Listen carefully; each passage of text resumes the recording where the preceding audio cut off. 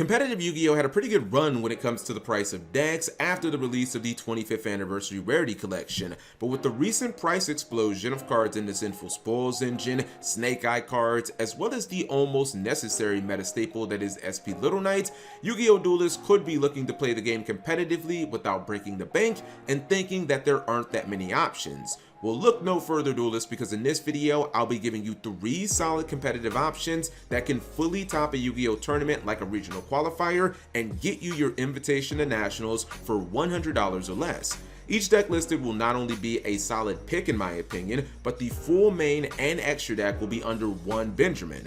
To achieve this price, we of course will be using the lowest rarity or cheapest available option, thank goodness for the rarity collection, so don't expect any high-end cards like Wanted, the Horus Engine, or SP Little Knight to be required or included in any of these decks. I won't be including any cards or decks from Phantom Nightmare, as that's just a little too far out for me to project the prices, but I will be including cards from Maze of Millennia, as that set is right around the corner. Deck number 1 is going to be Virtual World, which has surprisingly been performing on the regional level a lot better than I think a lot of people would have expected last format. While VW has seen recent success using the Adventure engine, and that's definitely still an option, I'm actually going to go a completely different route. While most associate transaction rollback with Labyrinth, the card actually has some insane applications with other decks like this one. In Virtual World, rollback can lead to a damn near FTK, very similar to Branded Expulsion and Gimmick Puppet, where a player copies the effect of Ghost Meets Girl, a Mayakashi Saga, and the opponent can't special summon during their entire opening turn. This play is set up via Beatrice the Eternal Lady, who still isn't banned for some reason, as she can dump both traps into the graveyard with her effect. After that's accomplished, it's as simple as summoning a couple of other big bodies and ending the game as quickly as possible. What I really like most about Virtual World right now is that while that play can be very devastating and obviously just ends the game if it's set up and used effectively, it's not all that the deck has to offer. Virtual World can main Skill Drain, which is near auto win in many matchups. It has in-engine dedicated Spell and Trap removal in Spell and Trap form with Virtual World Gate Chuche that also conveniently works on monsters, and you have the option of going for Omni Negates, as this deck can easily make Red Eye Start Dragoon via Muddy Mud Dragon or the fairly new Evolzer Lars from Duelist Nexus. The Virtual World cards themselves are all as cheap as dirt, and not a single card in the main or extra costs more than a couple of bucks outside of Centurion Legatia, who's $10, or Divine Arsenal AA Zeus, who specifically I'd say you don't actually have to run. Virtual World hasn't gotten any significant direct supports in a while, but oddly enough seems to just keep benefiting anytime there's a solid new level or rank 3, 6, or 9 monster for them to mess around with. The deck can still of course get wrecked by Nibiru, but if you can play around that card, you could find yourself FTKing people with random Mayakashi support cards. Deck number 2 is going to be Dark World, which isn't getting anything particularly life-changing, but is finally going to be able to play the long-awaited Colorless, who ironically isn't actually better than the current Omni Negation Fusion Boss monster that the deck already has, but does offer a completely different type of utility. Colorless requires you to run the old Rainbow from Strike of Neos, which more than often is going to probably feel like a brick, but the card does open up a powerful one-sided board nuke that is absolutely incredible and just an extra form of disruption that's probably going to be very potent unless you're playing specifically against Fire Kings. I think that the card is definitely worth the extra deck spot, which Dark World isn't struggling with extra deck space, so I don't think that's going to be an issue there. Dark World is like the epitome of high risk, high reward, as it still has one of the highest ceilings in all of competitive Yu-Gi-Oh! First off, any deck that, if uninterrupted, can rip your entire opening hand should be taken seriously in my opinion. Dark World is one of those decks by of course using Ceruli in conjunction with Silva numerous times, and then a card like Triple Tactics, Talents, or Kin to rip the last card from your opponent's hand. What makes the combo even more devastating is that the cards ripped from Silva don't actually go to the graveyard where they may have value, but instead they're shuffled back into the deck where they can't have any. From there, it's as simple as handling your opponent's one top deck card that they get for going second, and usually you'll have either an Omni Negation like Graph as well as Appaloosa with multiple counters on it, so good luck for your opponent trying to answer that with one card. Another thing to like about Dark World is that it has a near endless supply of draw power, as almost none of the cards it uses to achieve this, like Dangers, Allure of Darkness, Gates, or Upstart Goblin, are hard once per turns. Inversely, all that draw power becomes invaluable when going second, as the deck will attempt to draw into board breakers like Kaijus, Lava Golem, or Triple Tactics talents. Speaking of going second, Dark World is one of the few glass cannon decks in the game that can actually excel at going second, because Grapha's inherent board breaking ability that destroys a card on your opponent's field when it's discarded, and his ability to resummon himself that makes him pretty much a threat when he's in the hand or in the graveyard.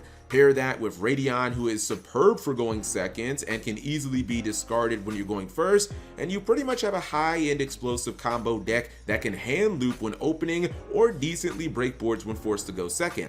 Price-wise, this is an archetype that nearly all the important cards can be found in structure decks, so there's nothing that's going to break the bank here. However, we do have to probably omit Triple Tactics Thurs, as multiple copies of that card would instantly set us over $100. Dark World does have some issues, like the unholy blowout cards of Eradicator, Epidemic Virus, Dimension Shifter, and probably the most common, that is Droll and Lockbird. However, the deck can main deck cards like Called by the Grave, and talents, regardless of whether you get hit by those cards, should be played at multiples in this deck. There's also the notorious Skill Drain, which is very common in Dark World side decks, so that card can often be sided in when you're going first. If your opponent hits you with a Shifter or a Droll and Lockbird, you floodgate them right back with Skill Drain. The final deck is going to be Floowandereeze, and I think that this one should be fairly obvious. Floowandereeze might be one of the most hated and talked down decks in Yu-Gi-Oh, but no one ever questions the power of the cards.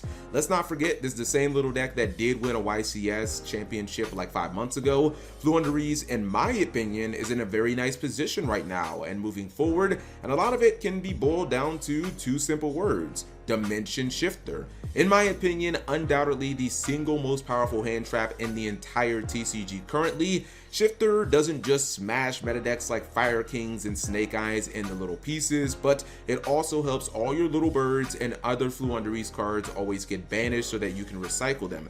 Shifter is basically a soft win condition against many decks in a lot of duels, and Flu uses it best of all. Also, the deck can just recycle it multiple times with Rise of the Mega Monarch.